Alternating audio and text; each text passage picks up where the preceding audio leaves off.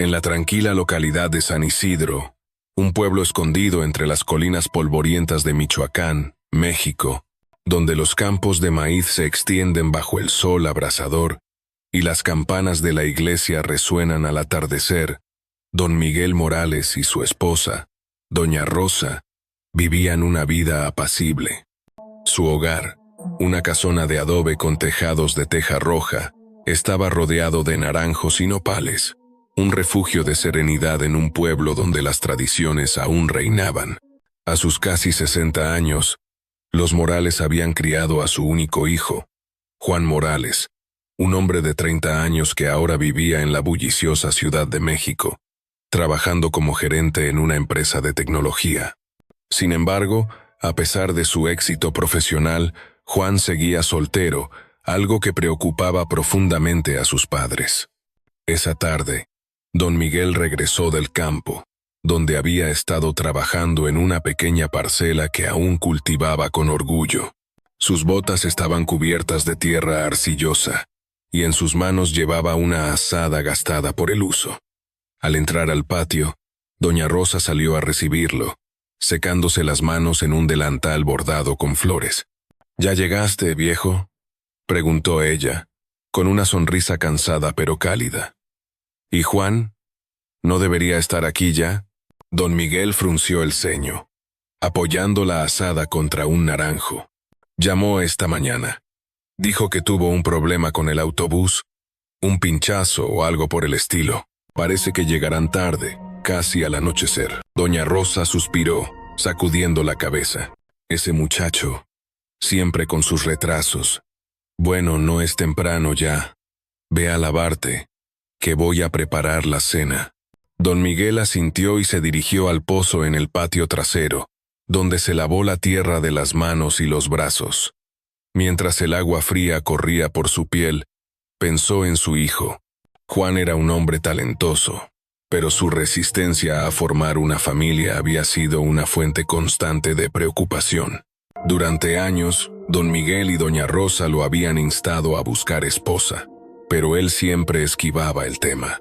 Sin embargo, esta vez era diferente. Don Miguel había arreglado un encuentro con la familia de una joven, doña Elena, hija de un amigo cercano, don Pedro, un comerciante respetado del pueblo. Todo estaba dispuesto, solo faltaba que Juan llegara para conocerla. Aunque lo llamaban verla, en realidad, el matrimonio estaba prácticamente decidido. Solo faltaba la reunión formal para fijar la fecha de la boda. A las 6 de la tarde, el sol comenzaba a hundirse tras las colinas, tiñendo el cielo de tonos naranjas y morados. Doña Rosa dispuso la mesa con un mantel bordado y sirvió un plato de pozole humeante, acompañado de tortillas recién hechas. Don Miguel, sentado en su silla de madera tallada, tomó un sorbo de mezcal, mirando la puerta con impaciencia. «Vamos a comer», viejo, dijo doña Rosa, colocando un plato frente a él. «No tiene caso esperar a Juan. ¿Quién sabe a qué hora llegará? Déjame llamarlo primero», respondió don Miguel, sacando su viejo teléfono móvil. Marcó varias veces, pero no obtuvo respuesta.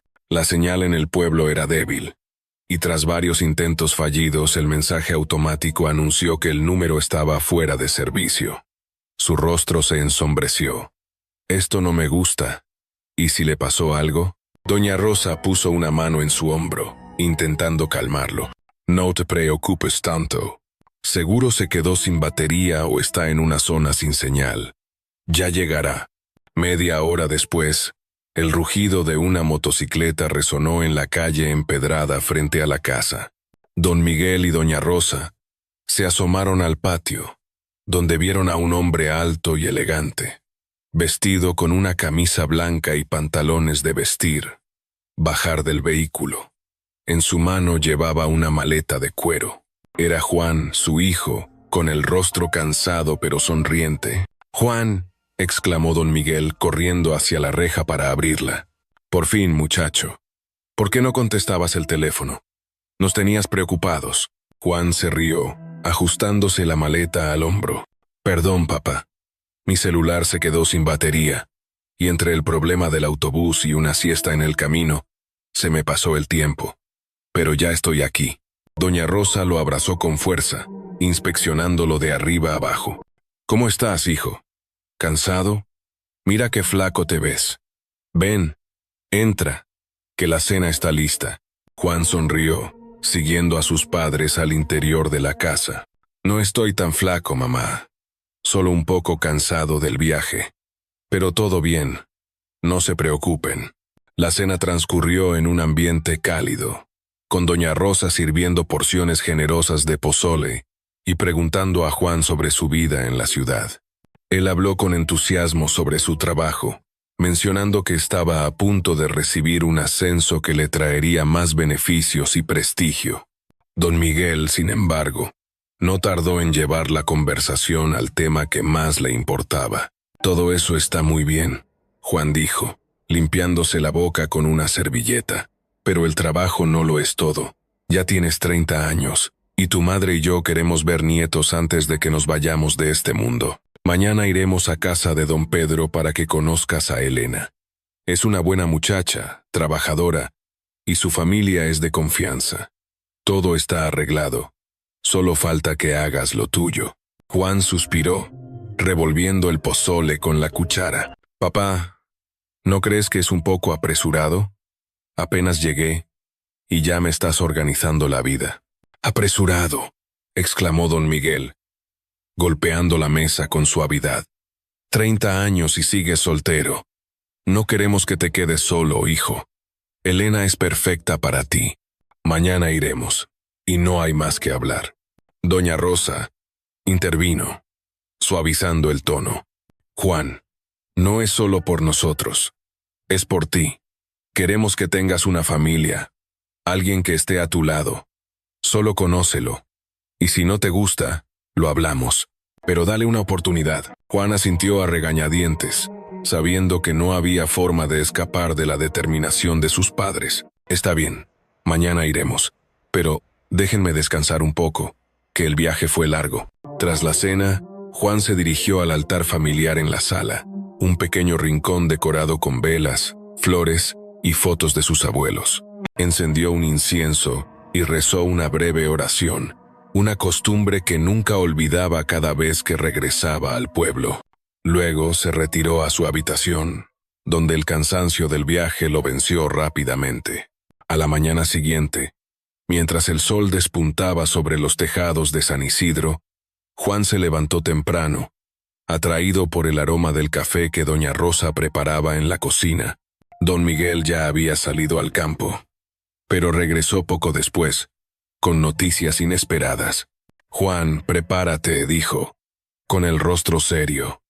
Anoche, doña Carmen, la vecina, vino a decirnos que don Rafael Guzmán, el hombre más rico del pueblo, falleció.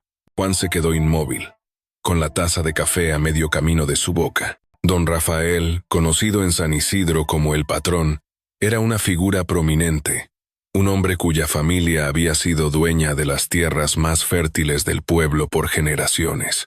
Su riqueza era legendaria, pero también su generosidad. Cada año, don Rafael donaba dinero y víveres a las familias necesitadas y financiaba becas para los estudiantes destacados de las escuelas locales. Juan lo conocía bien. De hecho, su hijo menor, Diego Guzmán, era uno de sus mejores amigos desde la infancia. ¿Cómo que falleció?, preguntó Juan incrédulo.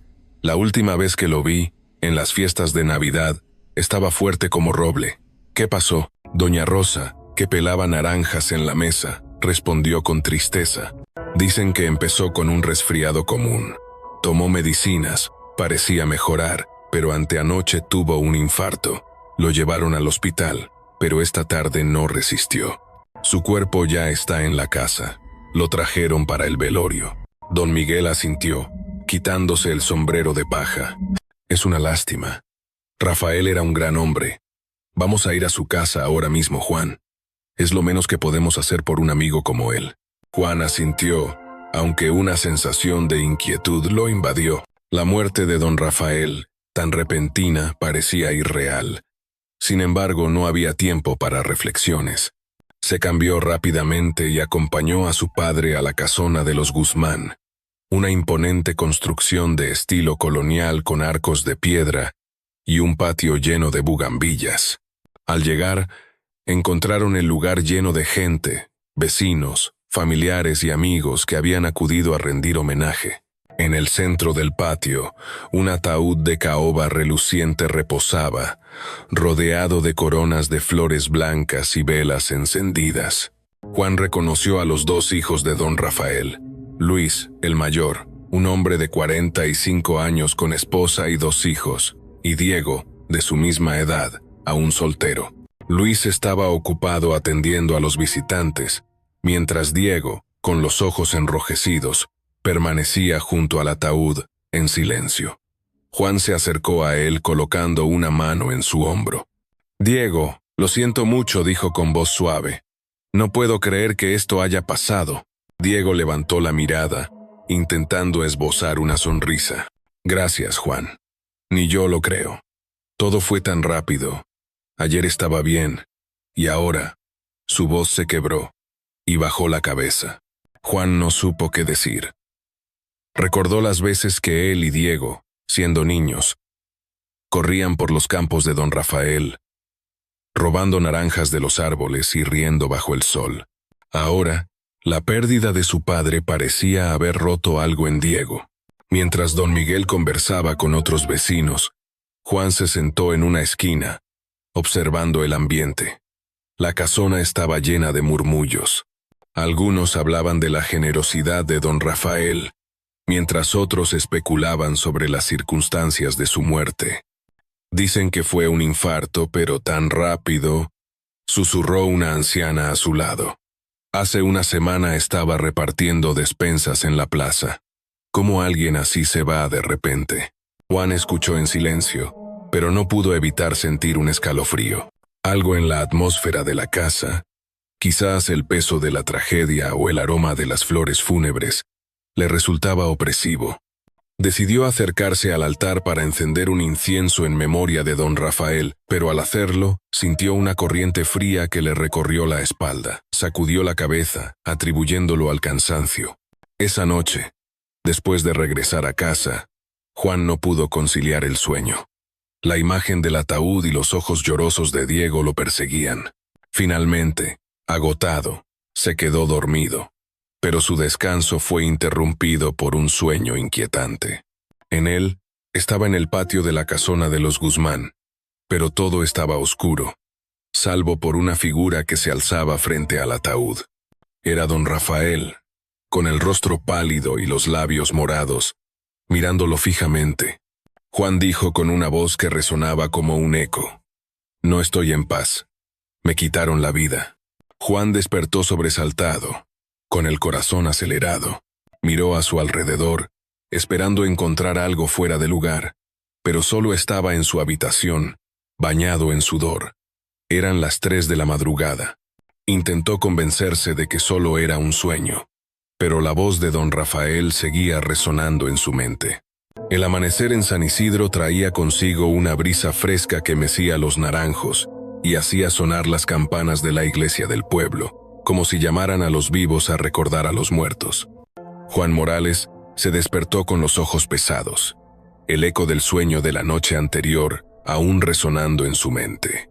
La imagen de don Rafael Guzmán, pálido y con los labios morados, susurrando que su vida había sido arrebatada, se negaba a desvanecerse.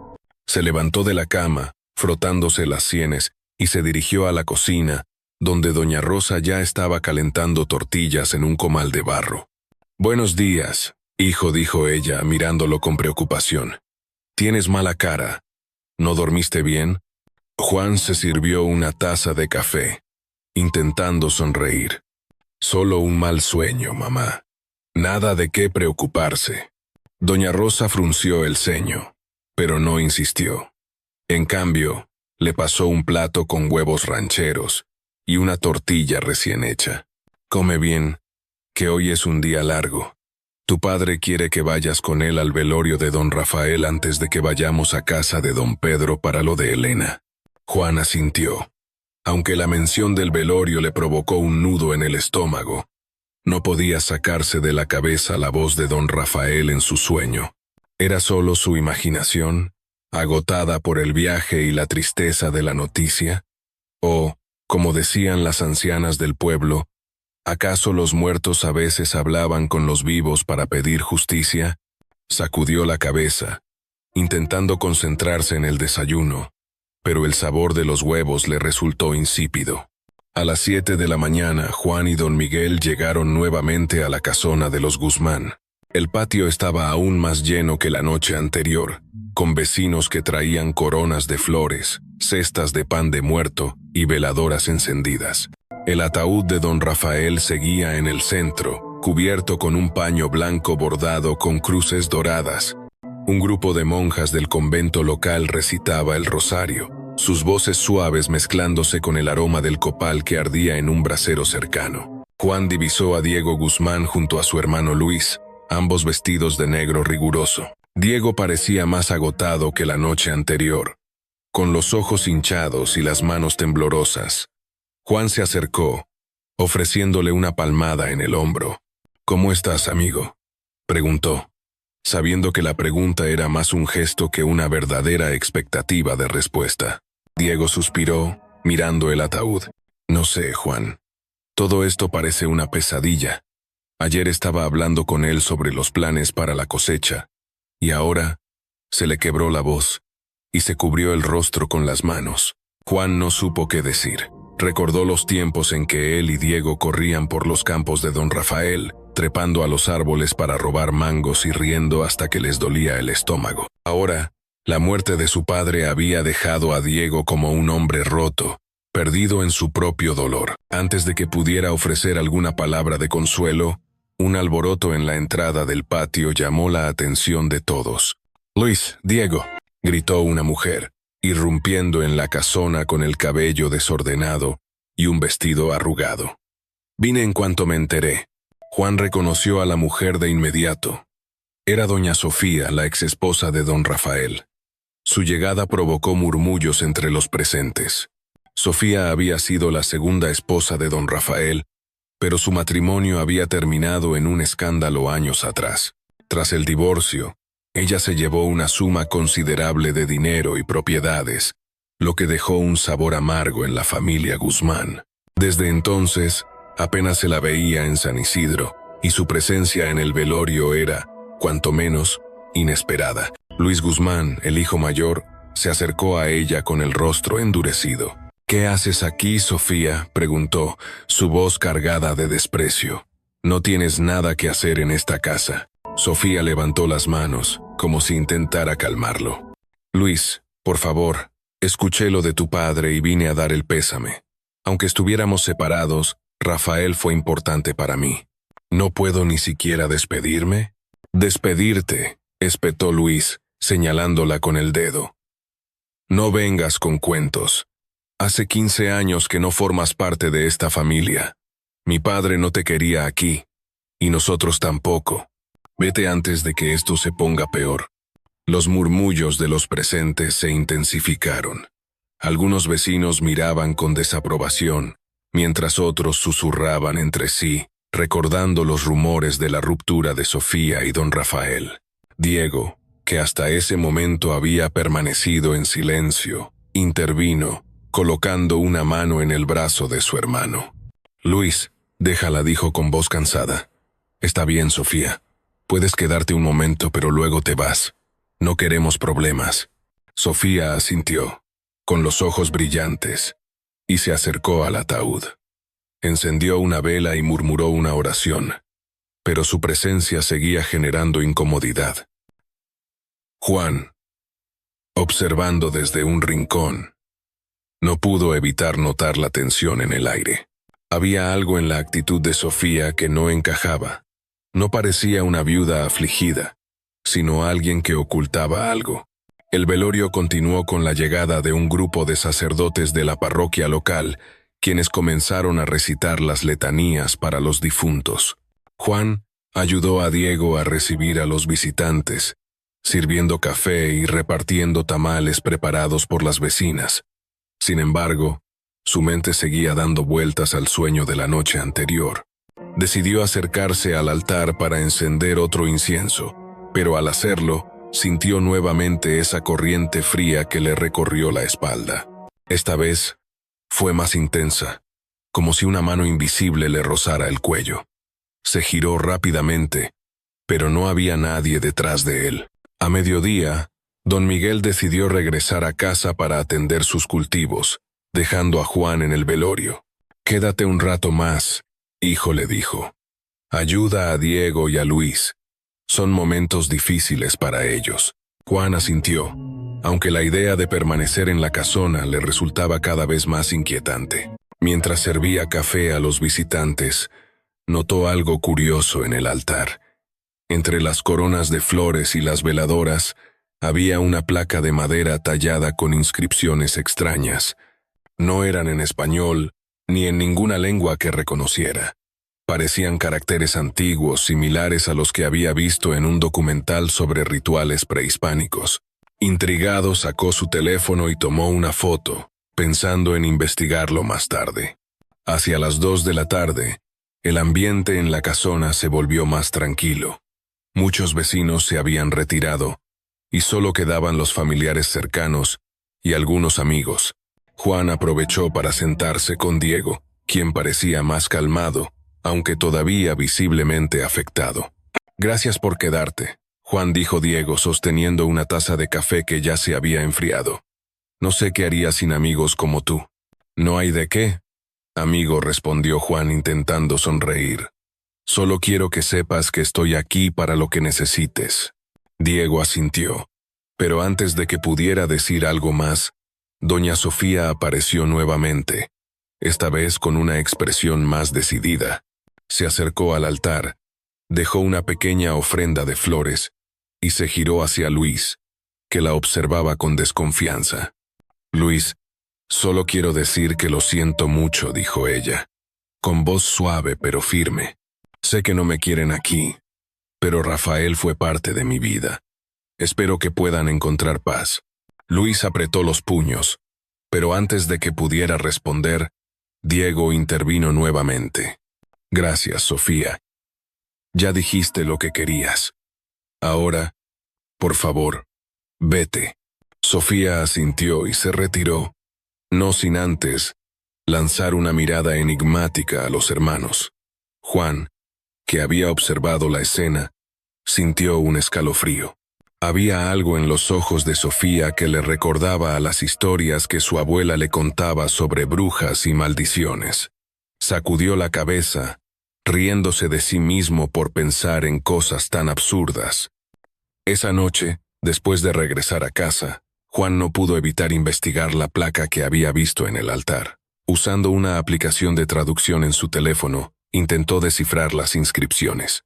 Para su sorpresa, el resultado fue aterrador: «Que tu alma yazca eternamente en las sombras del inframundo». Juan sintió que el corazón se le detenía. ¿Quién pondría algo así en un velorio? ¿Era una broma de mal gusto? ¿O algo más siniestro? Decidió compartir su descubrimiento con Diego y Luis, pero al llegar a la casona al día siguiente, encontró a Luis furioso, sosteniendo la placa en sus manos. «Esto es obra de Sofía», gritó, arrojándola al suelo. «Esa mujer nunca dejó de odiar a mi padre. Seguro vino a burlarse de él hasta en su muerte». Diego, más calmado, intentó razonar con su hermano. «Luis, no sabemos si fue ella. Hay mucha gente que vino al velorio. Podría ser cualquiera». Juan intervino, mostrando la traducción en su teléfono. «No quiero alarmarlos, pero esto no parece una broma. Alguien puso esa placa con un mensaje muy oscuro. Creo que deberíamos investigar». Luis lo miró con incredulidad, pero Diego asintió, con el rostro serio. «Tienes razón, Juan. Esto no es normal. Pero ¿por dónde empezamos?». Antes de que pudieran decidir, un nuevo sueño atormentó a Juan esa noche. En él, don Rafael aparecía nuevamente, esta vez en un campo de maíz seco, con el rostro aún más demacrado.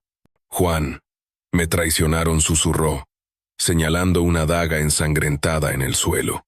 «Encuentra la verdad, o mi alma no descansará».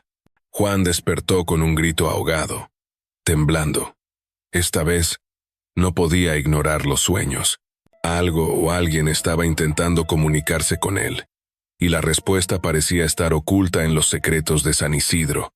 El día del entierro de don Rafael llegó, y con él, una atmósfera cargada de tensión. La procesión hacia el cementerio del pueblo fue solemne, con cientos de personas siguiendo el ataúd, acompañadas por el sonido de las campanas y los cánticos de las monjas. Juan caminaba junto a Diego, observando el cielo cubierto de nubes grises. Todo parecía eerily familiar, como si estuviera viviendo el sueño de la noche anterior. Al llegar al cementerio, el ataúd fue colocado en una fosa preparada con antelación, rodeada de lápidas cubiertas de musgo. Los sacerdotes recitaron las últimas oraciones, y los asistentes arrojaron puñados de tierra sobre el ataúd. Juan, al hacerlo, sintió nuevamente esa corriente fría, más intensa que nunca. Por un momento, juró ver una sombra moverse entre las lápidas, pero cuando miró de nuevo, no había nada. Tras el entierro, Juan regresó a la casona de los Guzmán para ayudar a Diego y Luis con la limpieza. Mientras recogían las coronas de flores, decidió compartir sus sueños con ellos, aunque temía que no le creyeran. Diego, Luis, sé que esto suena loco, pero he soñado con tu padre 3 veces desde que llegué al pueblo, confesó, con voz temblorosa. En cada sueño dice que fue traicionado, que alguien lo mató. No sé si es mi imaginación, pero siento que quiere que descubramos la verdad. Luis lo miró con escepticismo, cruzándose de brazos. ¿Sueños? Juan, mi padre murió de un infarto. Los médicos lo confirmaron. No hay nada que investigar. Diego, sin embargo, parecía más receptivo. No sé, Luis. Juan no es de los que inventan cosas. Y esa placa en el altar, algo no está bien. Tal vez deberíamos escuchar. Antes de que pudieran continuar, doña María y doña Carmen, las 2 mujeres que trabajaban en la casona de los Guzmán, se acercaron con rostros preocupados. Disculpen, señores, dijo doña María retorciendo su delantal. Nosotras también hemos soñado con don Rafael. Dice lo mismo que el señor Juan, que fue traicionado, que no murió por enfermedad. No queríamos decir nada por miedo a que no nos creyeran, pero ahora, Luis palideció, y Diego apretó los puños. ¿Qué está pasando aquí?, murmuró Luis mirando a su hermano. Si esto es verdad, entonces alguien en este pueblo sabe más de lo que dice. Juan sintió que el peso de la verdad caía sobre sus hombros. Los sueños, la placa, las palabras de las criadas, todo apuntaba a un secreto oscuro que envolvía la muerte de don Rafael. Pero, ¿quién podría haberlo traicionado? Y, más importante aún, ¿cómo podían probarlo? Esa tarde, mientras regresaba a casa, Juan no podía sacarse de la cabeza la imagen de la daga ensangrentada de su sueño. Algo le decía que la respuesta estaba cerca, pero también que desenterrar la verdad podría traer consecuencias que ninguno de ellos estaba preparado para enfrentar. El sol de la tarde caía pesadamente sobre San Isidro, bañando las calles empedradas con una luz dorada que contrastaba con la tensión que se respiraba en la casona de los Guzmán. Juan Morales regresó al hogar de su amigo Diego tras el entierro de don Rafael, con la mente llena de preguntas y el corazón apesadumbrado por los sueños que lo habían atormentado. Las palabras de don Rafael en sus visiones, «Me traicionaron, me quitaron la vida», resonaban como un eco persistente, y la misteriosa placa con su maldición inscrita seguía alimentando sus sospechas. Algo oscuro se escondía tras la muerte del patriarca, y Juan estaba decidido a descubrirlo, aunque no sabía por dónde empezar. En la casona, el ambiente era sombrío. Diego y Luis estaban exhaustos, no solo por el peso del duelo, sino por la discusión que habían tenido con doña Sofía, la exesposa de su padre. Luis estaba convencido de que ella era la culpable de cualquier mal que hubiera caído sobre don Rafael, mientras que Diego, aunque más reservado, comenzaba a dudar de la versión oficial de la muerte de su padre. Las criadas, Doña María y doña Carmen habían añadido más misterio al confesar que también habían soñado con don Rafael, repitiendo las mismas palabras que Juan, que su muerte no había sido natural. Juan decidió que no podía guardar silencio por más tiempo. Mientras ayudaba a Diego a organizar las ofrendas en el altar, tomó aire y habló con firmeza. Diego Luis, sé que esto suena a locura, pero no puedo ignorar lo que he visto en mis sueños. Tu padre no murió de un simple infarto. Él me dijo que fue traicionado, que alguien lo mató. Y esa placa con la inscripción no es una coincidencia. Creo que alguien en este pueblo sabe más de lo que dice. Luis, que estaba sentado en una silla de madera tallada, soltó una risa amarga. ¿Qué quieres que haga, Juan? ¿Que creamos en fantasmas y brujerías? Mi padre tuvo un infarto. Los médicos lo confirmaron. Todo esto no es más que tu imaginación y el dolor hablando. Diego, sin embargo, no parecía tan seguro. Sus ojos, enrojecidos por el llanto, se clavaron en Juan. No sé, Luis. Juan no es de los que inventan cosas. Y doña María y doña Carmen también soñaron lo mismo. Además, esa placa... ¿Quién pondría algo así en un velorio si no tuviera una intención oscura?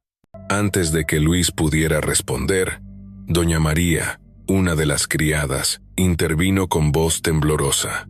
Señores, perdonen que me meta, pero creo que deberían consultar con don Esteban, el curandero del pueblo.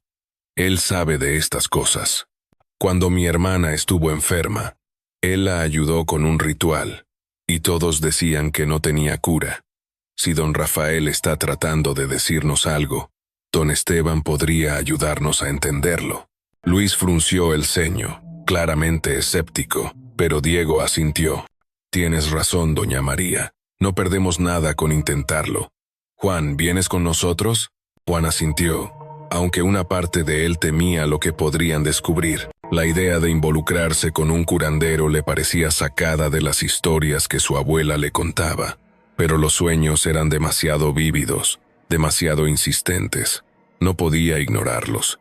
Esa misma tarde, Diego, Juan y doña María se dirigieron a la choza de don Esteban, situada en las afueras de San Isidro, cerca de un arroyo rodeado de sauces. El curandero era un hombre de mediana edad, con el rostro curtido por el sol y una mirada penetrante que parecía ver más allá de lo evidente. Llevaba un collar de cuentas de obsidiana y una bolsa de cuero llena de hierbas y amuletos. Cuando le explicaron la situación, don Esteban escuchó en silencio, acariciando una cruz de madera que colgaba de su cuello. Esto es grave, dijo finalmente, con voz grave. Los sueños no mienten, especialmente cuando son tan claros y repetitivos.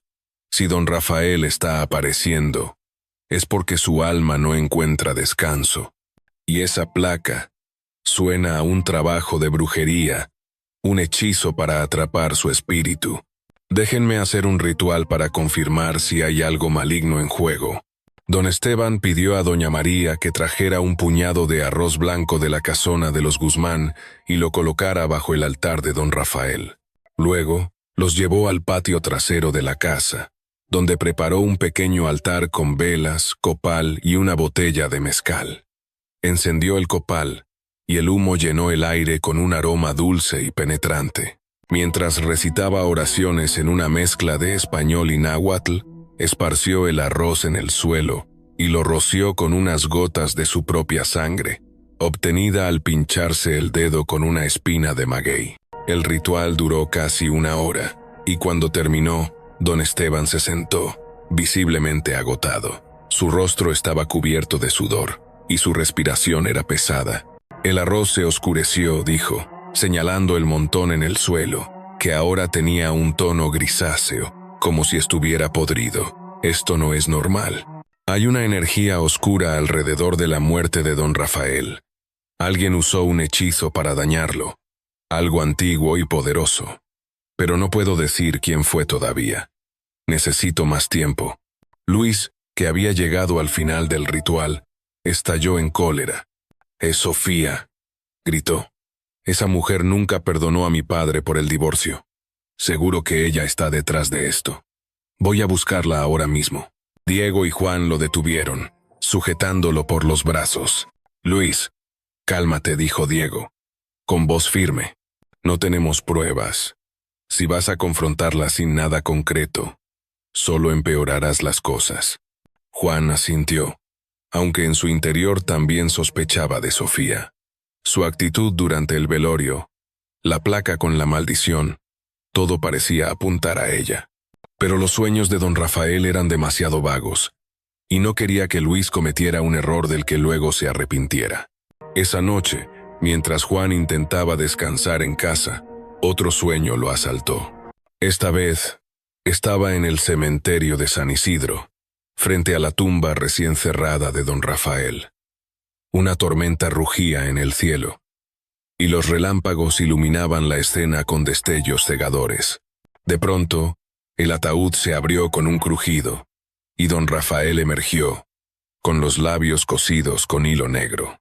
Intentaba hablar, pero solo emitía gemidos guturales. Juan quiso acercarse, pero una fuerza invisible lo empujó hacia atrás, haciéndolo caer al suelo. Cuando levantó la mirada, don Rafael había desaparecido, y en su lugar, una daga ensangrentada brillaba sobre la tumba. Juan despertó jadeando, con el corazón latiendo a 1000 por hora. Eran las 5 de la mañana, y el silencio de la casa era abrumador. Decidió no contarle a sus padres sobre el sueño, temiendo que lo consideraran una locura. En cambio, se levantó, se vistió y salió hacia la casona de los Guzmán, decidido a hablar con Diego. Al llegar, encontró a Diego solo, sentado junto al altar de su padre. «Juan, no dormí nada anoche», confesó Diego, con los ojos hundidos. «Soñé con mi padre otra vez. Estaba tratando de decirme algo, pero su boca estaba cosida. No sé qué hacer con esto». Juan sintió un escalofrío. «Diego, yo también lo soñé. Creo que tu padre está pidiéndonos que descubramos quién lo traicionó. Vamos a buscar a don Esteban de nuevo. Él podría tener respuestas». Antes de que pudieran salir, un alboroto en la calle los interrumpió. Luis había salido furioso hacia la casa de doña Sofía, armado con un cuchillo de cocina. Diego y Juan corrieron tras él, temiendo lo peor. Cuando llegaron a la casa de Sofía, una multitud de vecinos ya se había reunido, atraída por los gritos. Dentro, encontraron a Luis enfrentándose a Sofía, que estaba arrodillada en el suelo, con el rostro lleno de terror. «Tú mataste a mi padre», gritaba Luis, blandiendo el cuchillo. «Confiesa, o te juro que no sales viva de aquí». Diego se lanzó sobre su hermano, quitándole el cuchillo de las manos. «Luis, para. No puedes hacer esto. Estás perdiendo la cabeza». Juan ayudó a Sofía a levantarse, llevándola hacia la escalera para que subiera a su habitación. «Váyase, doña Sofía. Esto se está saliendo de control». Sofía, temblando, asintió y desapareció escaleras arriba. Los vecinos, que habían presenciado la escena, murmuraban entre sí, algunos defendiendo a Luis, otros criticando su comportamiento. Diego y Juan lograron calmar a Luis y lo llevaron de vuelta a la casona. Pero el daño ya estaba hecho. Horas después, 2 policías llegaron a la casa con una orden de detención. Sofía había presentado una denuncia contra Luis por amenazas y agresión, y los agentes se lo llevaron para interrogarlo. Diego y Juan, devastados, se quedaron en la casona, intentando procesar lo que había pasado. «Esto es un desastre», murmuró Diego, cubriéndose el rostro. «Luis podría ir a la cárcel, y todavía no sabemos qué pasó con mi padre». Juan puso una mano en su hombro. «No te rindas, Diego.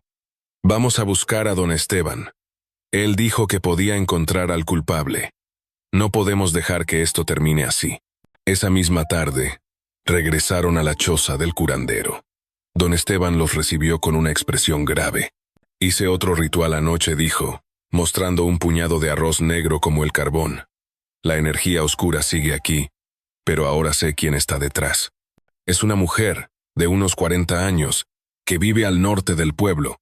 Pero no es doña Sofía. Juan y Diego se miraron, confundidos. «¿Entonces quién?», preguntó Diego con voz temblorosa. Don Esteban suspiró. «No puedo decirlo con certeza todavía.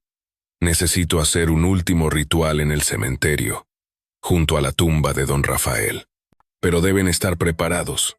Lo que descubran podría romperles el corazón». Esa noche, Juan, Diego y don Esteban se dirigieron al cementerio bajo un cielo sin estrellas. El curandero llevó consigo una bolsa de cuero llena de amuletos y una daga ceremonial de obsidiana. Mientras preparaba el ritual, Juan sintió nuevamente esa corriente fría, como si el espíritu de don Rafael estuviera cerca. Don Esteban encendió un círculo de velas alrededor de la tumba y comenzó a recitar oraciones, esparciendo sal y hierbas sobre la tierra. De pronto, Diego se puso pálido y señaló la tumba. «Escuchen», susurró. «¿No oyen eso?». Juan aguzó el oído y, efectivamente, un murmullo bajo, casi inaudible, parecía emanar de la tumba. Don Esteban levantó la daga y la clavó en la tierra, justo sobre la lápida. En ese momento, un viento helado barrió el cementerio, apagando varias velas. El curandero continuó su cántico, y entonces, una verdad devastadora salió a la luz. «No fue Sofía», dijo don Esteban, con voz temblorosa. «Fue alguien más cercano, alguien que don Rafael amaba. Diego, tu hermano Luis no es el único culpable. Hay otro, alguien que usó un hechizo para silenciar a tu padre y asegurarse de que no hablara». Diego se quedó petrificado. «¿Qué estás diciendo? ¿Quién?». Antes de que don Esteban pudiera responder, un grito desgarrador resonó en el cementerio. Era Luis, que había escapado de la custodia policial y los había seguido hasta el lugar. Su rostro estaba desencajado, y en sus manos sostenía un amuleto idéntico al que don Esteban había descrito. «No es verdad», gritó Luis. «Yo no hice nada, fue Diego. Él quería la herencia para él solo. Él fue quien pagó a un brujo para maldecir a nuestro padre». Diego retrocedió, horrorizado. «¿Qué estás diciendo, Luis? Eso es mentira. Tú eres el que siempre estuvo obsesionado con el dinero». Juan, atrapado en medio de la confrontación, sintió que el mundo se derrumbaba a su alrededor. Don Esteban levantó las manos, pidiendo calma. «Basta», los dos dijo con firmeza. «La verdad está en el ritual. La daga no miente, pero solo uno de ustedes sabe lo que realmente pasó». El curandero continuó el ritual, y cuando la última vela se apagó, una sombra pareció alzarse desde la tumba. Era don Rafael, o al menos una imagen de él, con los labios aún cosidos. Señaló a Diego, y luego a un punto en la distancia, donde una figura encapuchada observaba desde las sombras. Juan corrió hacia la figura, pero cuando llegó, no había nadie. Don Esteban terminó el ritual y cayó al suelo, exhausto. «Es Diego», dijo finalmente. «Él pagó a un brujo para maldecir a tu padre. Quería la herencia y evitar que don Rafael lo desheredara por su vida personal. Pero el hechizo se salió de control, y ahora el espíritu de tu padre no descansará hasta que la verdad salga a la luz». Diego rompió en llanto, cayendo de rodillas. «No quería que muriera», sollozó. «Solo quería que me aceptara como soy. Él nunca entendió, nunca me dejó ser yo». Luis, todavía temblando de rabia, se acercó a su hermano, pero Juan lo detuvo. «Basta, Luis. Esto no se resuelve con violencia. Diego, tienes que confesar todo a la policía. Es la única forma de liberar el alma de tu padre». Esa noche, Diego huyó del pueblo, dejando tras de sí una carta de confesión. En ella, admitía haber contratado a un brujo para debilitar a su padre, pero juraba que no quería su muerte. Luis fue liberado de la custodia, pero la relación entre los hermanos quedó rota para siempre. Juan, devastado por la traición de su amigo, decidió no contarle a Luis toda la verdad, temiendo que el dolor lo consumiera. 100 días después, en el aniversario de la muerte de don Rafael, Juan soñó con él por última vez. Esta vez don Rafael estaba sereno, con el rostro libre de los hilos que lo habían silenciado. Gracias, Juan dijo, con una sonrisa triste. Ahora puedo descansar. Juan despertó con lágrimas en los ojos, sabiendo que, aunque la verdad había salido a la luz, el precio había sido demasiado alto. San Isidro nunca volvió a ser el mismo, y la daga en la tumba se convirtió en una leyenda que los ancianos contaban al anochecer, un recordatorio de que los secretos, incluso los más oscuros, siempre encuentran la forma de salir a la luz.